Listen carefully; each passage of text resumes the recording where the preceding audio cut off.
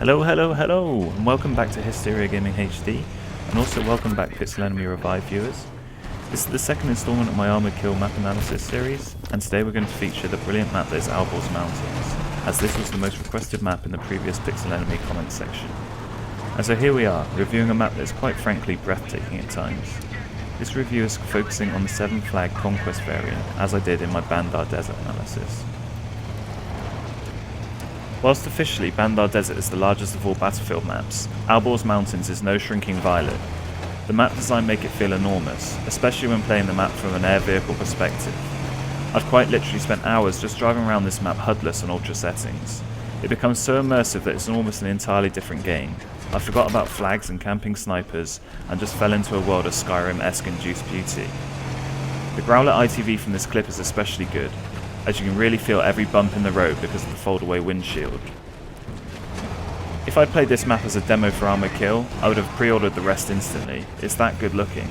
And if game looks are the only thing that mattered, I'd give Armored Kill 10 out of 10 just for creating this map. I've had a huge amount of fun capturing footage for this analysis.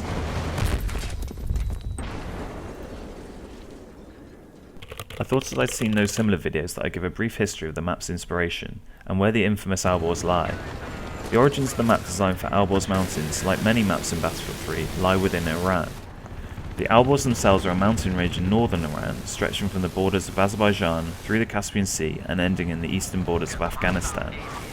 This mountain range includes Mount Davamand, which of course is the location of the Davamand Peak multiplayer map. The higher elevations are arid and barren, and yet its northern slopes are forested and lush, which DICE took into the map design, with the green woodland areas of A, B and C leading up to the more remote flag zones. The mountains themselves are predominantly made from a granite core, surrounded by Jurassic limestone, which could offer one explanation for the DICE dinosaur Easter egg that I'll discuss briefly later.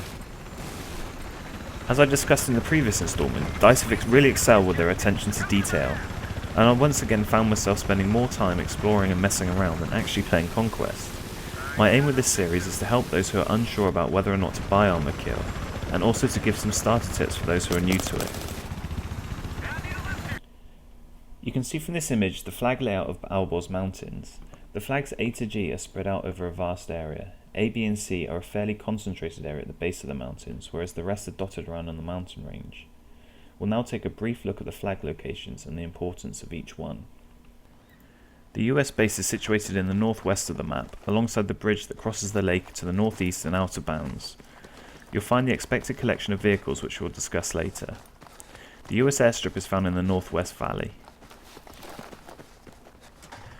The RU base is found in the south of the map, with the airbase being featured in the southernmost ice strip. It would appear that the RU team have a significant advantage in regards to distance and altitude to the flag that controls the gunship, which I think is a real shame.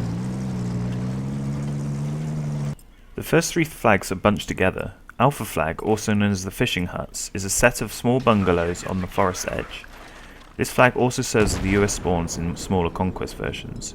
US capture here sees the M142 artillery vehicle spawn. Across from the frozen lake we find Bravo, aka the outskirts. While strategic advantage is limited from here, if you control A and C then team should capture Bravo also, before attempting to move up the mountains. Your team leaves itself vulnerable to flanking if you don't control all 3. Charlie flag, aka the mountain flag, is sandwiched between A and B. Again, in my opinion, if a team commits to capturing one of these flags, then it should commit to taking all 3, in turn leaving your team 3 clear routes to attack the higher elevations.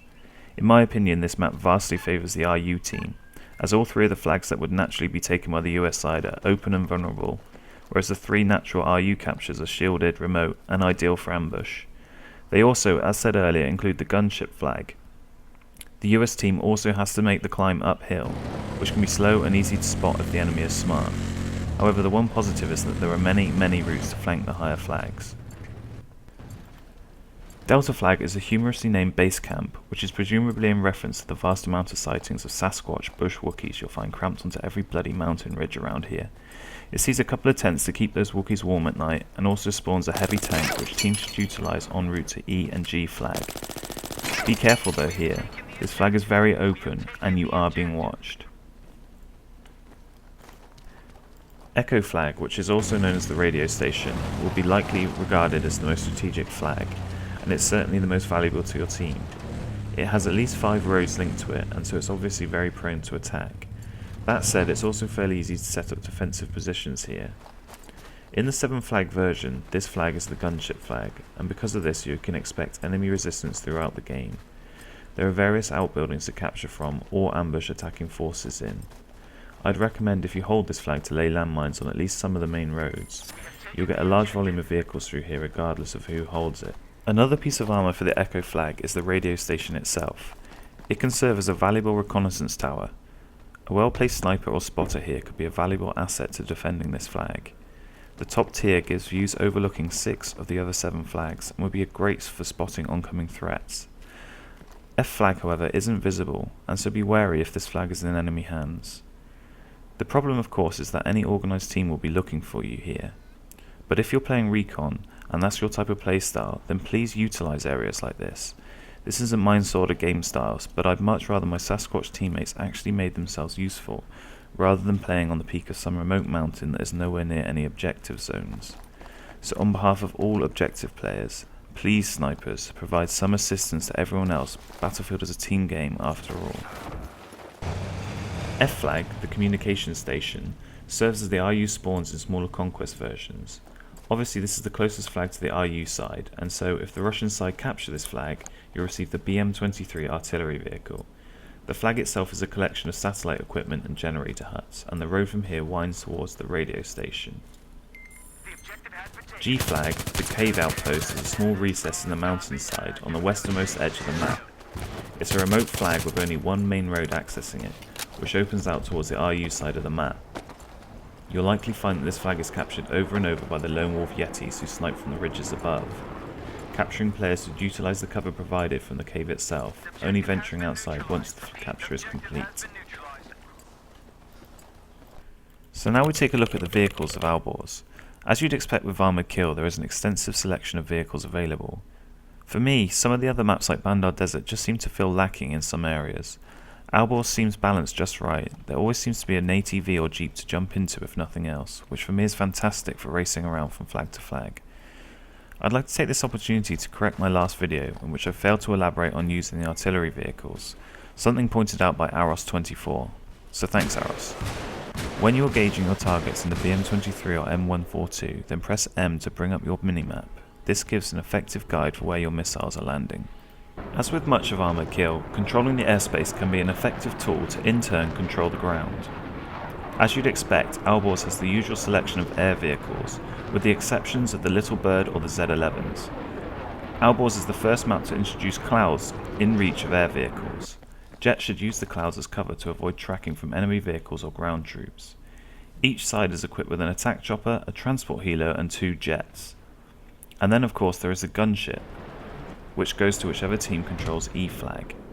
As I predicted in the last video, the gunship has been tweaked by DICE and now takes longer to spawn. It is of course still an asset that your team should strive to capture.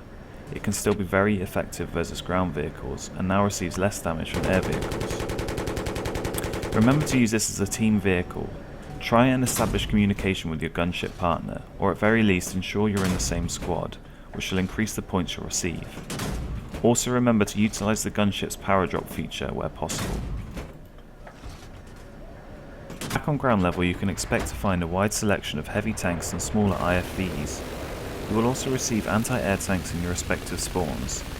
These are likely to be needed as a team can be literally dominated if there is an effective helicopter duo in the air.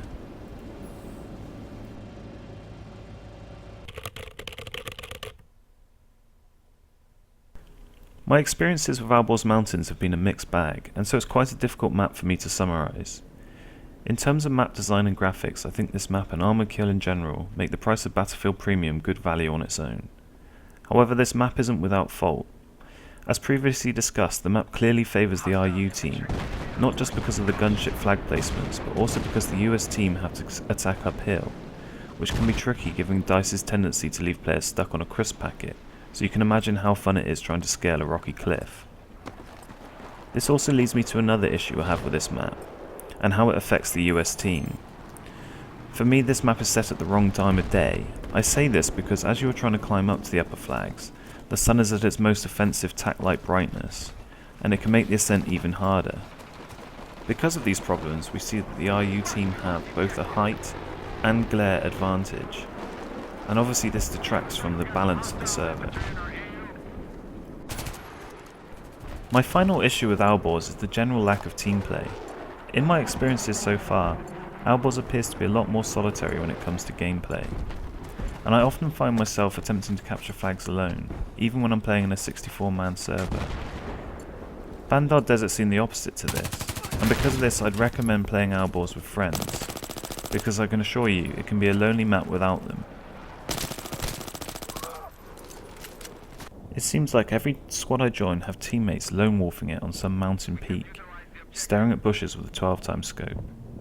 Obviously this applies to the enemy too, but as a result of this a further portion of your team, including sometimes myself, shall be on expeditions across mountaintops to try and knife and teabag said snipers. Also the map's so beautiful, many people are just exploring, and this usually only leaves half the team actually playing the objective.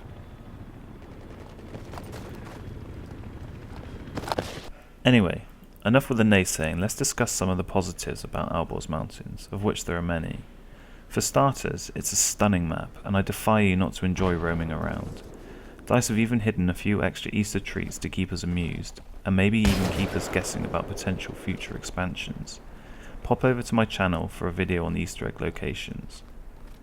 I also like the map size. It's expansive, but because of the amount of ATVs it doesn't feel oversized. The vehicle balance seems perfect to me, and as an infantry player I don't dread it when this map appears on the loading screen. I must also re-mention the attention to detail that DICE have put into this expansion. Take for example this clip, which is a bridge leading from the US spawns to an out of bounds area. However, you can still travel on it. Not only this, but the bridge actually has load bearing physics, and by this I mean the bridge is actually weight affected. Going over too much to one side will actually crumple under the weight of a tank. I truly cannot think of another game I've played that takes things like this into consideration. And it's often small details like this that make me love Battlefield. It's certainly things like this that make me give my approval of this map, so if you haven't bought it yet and you like the look of it, then I really hope you'll give it a try. So guys, that's the end of my Alborz Mountains video. I hope this analysis has been helpful for those new to the map or considering whether or not to get Armoured Kill. I do ask that you guys leave a rating, that's all I ask, as it helps my future content and whether or not I'm doing the right job. Also, if you'd like to hear another analysis video for a different Armoured Kill map, then let me know in the comments below and I'll get around to doing it. I'd like to thank you all for watching, and thanks again to Pixel Enemy for the upload and Pixel Enemy Revive. Subscribe to them if you haven't already, and you can contact me on Twitter or Facebook if you'd like to put forward any more ideas. So thanks for watching.